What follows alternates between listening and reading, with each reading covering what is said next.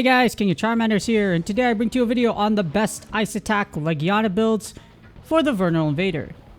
This guide provides Ice Attack builds as of the Vernal Invader update. And this is for Legiana, as Legiana will be boosted in swamps for the Ice event. So, Legiana's going to be boosted in swamps like I mentioned. Usually it's really painful to find because it's only available in swamps, and you're probably using your monster tracker to encounter as many as you can if you're looking for Legiana. These ice builds will use Legiana as the weapon monster type. One build is the default for a lot of the weapon types, so I won't go over them and just go over what you need for the build. So I won't go into a deep dive for that particular build because, like I said, it's going to be mentioned a lot. If you watch my Barret video, it's going to be exactly like that one. However, for those of you Boink/Hammer mains, unfortunately, Legiana does not have a hammer weapon type. There is no Legiana hammer. So, if you don't have if you want an ice hammer, you're going to have to use Barret because, like I mentioned again, there is no Legiana hammer. First, let's start out with the ice weapons monster types comparisons. Interesting enough, Legiana does more theoretical damage than Barret. So the thing is, Barret provides 20% positive affinity, so this has the potential to do big numbers if you're actually able to crit. So at grade 10, you get 20% positive affinity, which is awesome.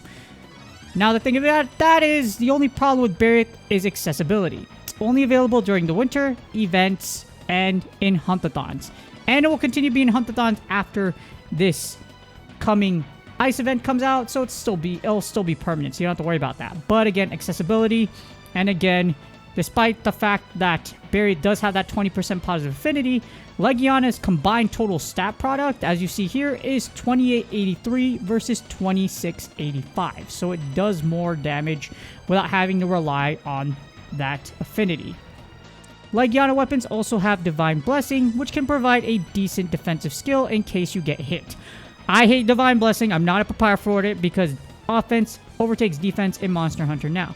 However, if you have it on a weapon, not to say it's a bad thing if you have it as an extra defensive skill. Especially at level 2, once you hit, I believe, like grade 8, you will get level 2 Divine Blessing for your Legiana weapon. Alright, first off, we have the Sword and Shield weapon type, and we have the Ice Stack 5 crit build for the Legiana Sword and Shield. Here's an important note. This is the default build for a lot of weapon types, so go back to this slide if you want a deep dive reference. This has a practical theoretical damage assessment of 3,690, very nice number tween by the way, versus Ice Weak monsters. So here's the thing, you need the Coral Puke helmet at grade 8 to maximize damage, but if you don't have that, you can use the Kulu-Yaku helm instead of the Coral Puke helm if you don't have it. It's a lot more accessible, and yes, it does hurt your crit chances, but it's better to have lock-on than not. As this uses weakness exploit, well, you don't have weakness exploit with crit eye, but yeah, you know what I mean. You could target weak spots, do big damage. And this maxes out Ice Attack at level 5. For this build, you need the Legiana Sword and Shield at grade 8, grade 10 preferred or as high as you can, the Coral Puke helmet at grade 8, the Barret Mail at grade 6, Barret Fan Braces at grade 6, Legiana Coil at grade 6, and the Kulu-Yaku Greaves at grade 6. For the next weapon type, we have the Greatsword, and this is the Ice Attack 5 crit build for the Legiana Greatsword. And this is the same exact build as the Sword and Shield one, so go to that slide for the reference if you need it. For this build, you need the Legiana Greatsword at grade 10, grade 8, however, get it as high as possible, the Coral Puke helmet at grade 8, the Barret Mail at grade 6, the Barret Fan Braces at grade 6, Legiana Coil at grade 6, and the Kulu-Yaku Greaves at grade 6. However, we are not done with the Greatsword yet, as we have the Ice Attack 5 Focus 2 build, which is the second one for the Legiana Greatsword.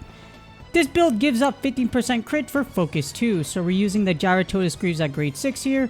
Some of you have mentioned that I like using Focus more because this allows you to get your charge slashes out faster. I've had a friend tell me that they like it as well, and you can use the Kulu-Yaku helm instead of the Coral Puke helm if you don't have it. So if you don't have the Coral Puke helmet, use the Kulu helm. It still gives you lock on and you still get some crits so that you could do crit damage possibly. This maxed out Ice Attack at level 5, and to use this build, you need the Legiana Greatsword at grade 8, grade 10 preferably or as high as you can get it, the Coral Puke helmet at grade 8, the Barret Mail at grade 6, Barret Fan Braces at grade 6, Legiana Coil at grade 6, and the Gyratotus Greaves at grade 6. On to the next weapon type, and we have the longsword. For the longsword for Legiana, we have the Ice Attack 5 crit build. Same thing as the one for the sword and shield. Go back to that one if you want a deep dive on that slide.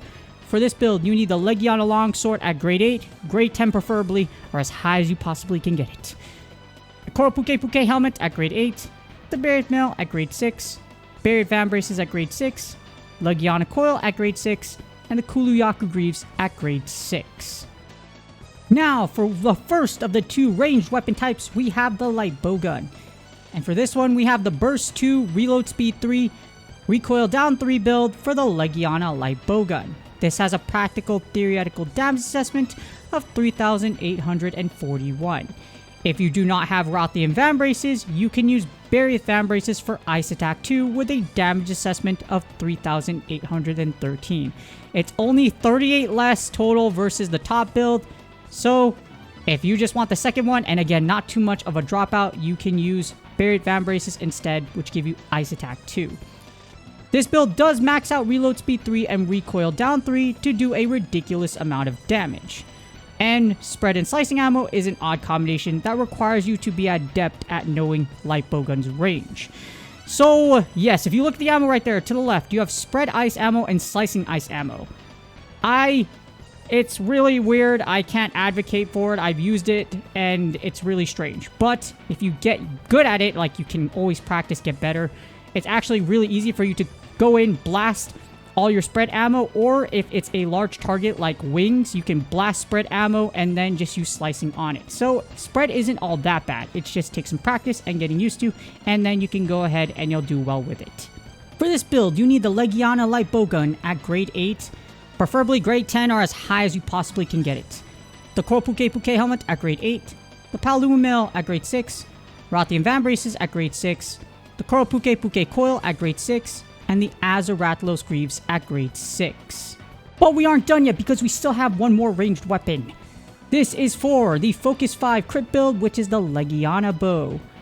This has a practical theoretical damage assessment of 3,909. If you don't have Pink Rothian coil, you can use the Legiana coil for Ice Attack 2 with a damage assessment of 3,880. This is 29 less total versus the top build. It's not much of a difference. Again, just use the Legiana coil because Pink Rothian coil can be expensive because Pink Rothian is a subspecies. When subspecies, you have to hunt for them, it's really painful.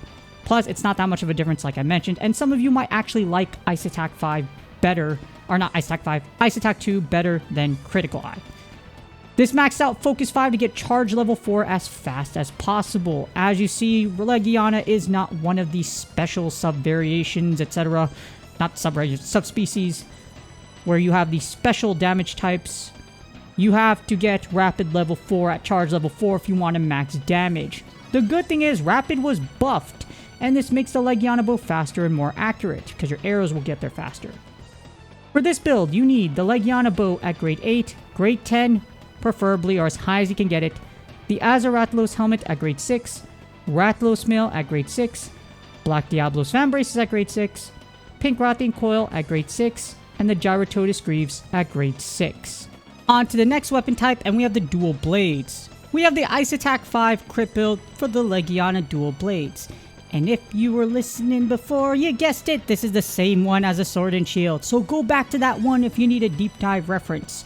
For this build, you will need the Legiana dual blades at grade 8 or grade 10 or as high as you can get it, the Koropuke helmet at grade 8, the Barrier mail at grade 6, Barrier Fan Braces at grade 6, Legiana coil at grade 6, and the Kuluyaku Greaves at grade 6. For the next weapon type, we have the Lance. And this is an Ice Attack 5 crit build for the Legiana Lance, and it's the same as the last one.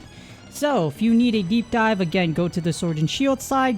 But for this build, you need the Legiana Lance at grade 8, grade 10 or higher preferably, or as high as you can get it, the Koropuke helmet at grade 8, the Barrier mail at grade 6, Barrier Fan Braces at grade 6, Legiana coil at grade 6, and you will also need the Kuluyaku Greaves at grade 6. However, we're not done with the Lance, as we have the second build, which is the Ice Attack 5 Offensive Guard 1 build for the Legiana Lance. This has a practical theoretical damage assessment of 3,832 versus Ice Weak monsters, and this uses Offensive Guard 1 to give an extra boost with your Power Guard. This maxes out Ice Attack at level 5 as well. So, again, if you like using Power Guard and you're good at perfect guarding, well, this is for you. This requires the Legiana Lance at grade 8, grade 10 preferably, or as high as you can get it. The Coral Puke helmet at grade 8. The Barriot Mail at grade 6. Barriot Fan Braces at grade 6. Legiana Coil at grade 6.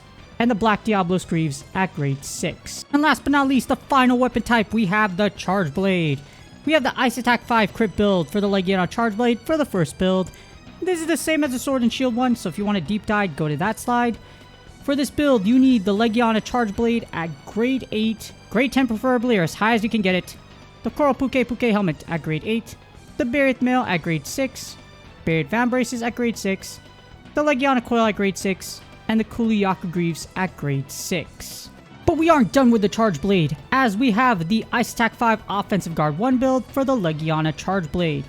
This gives you a practical theoretical damage assessment of 3,809 versus Ice Weak monsters.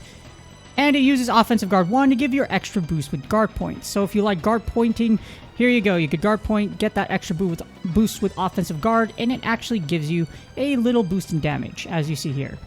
This also maxes out Ice Attack at level 5. And for this build, you will need the Legiana Charge Blade at grade 8, grade 10 or as high as you can preferably, the Coral Puke helmet at grade 8, the Barriot Mail at grade 6, Barriot Fan Braces at grade 6, Legiana Coil at grade 6, and the Black Diablo Greaves at grade 6. Hopefully these Legiana weapon type Ice Attack builds help you for the upcoming ZINOGRE field event. Legiana is a lot more accessible than Barriot. For Barriot, like I mentioned, you're probably just going to need like 2 pieces of equipment, get it to grade 6, and then you can stop doing Barriot. If you are near grade 10 for Barriot, I'd go for it, max it out if you really want to do so if you're close. Otherwise, Legiana isn't really going to do much for you. However, like we did the comparison here, Legiana weapons without relying on affinity are better than Barriot weapons. So it's really up to you. And the Legiana weapons are more accessible, like I mentioned, any great ice weapon to use even for post-game. So, if you're still building it, or you're close to building Legiana, you're like, should I just max it out? If you're going to max out and use it as a long-term ice weapon, you can do that. Legiana is going to be here to stay, and is a lot more accessible, like I mentioned. Use it. Nothing wrong with using it. With that being said, please do me a huge favor. Like, subscribe, and comment for the YouTube algorithm. I hope this build guide helped you out with Legiana weapon types, etc. And hopefully you're killing a lot of Legianas, not just during this event, but also as we speak.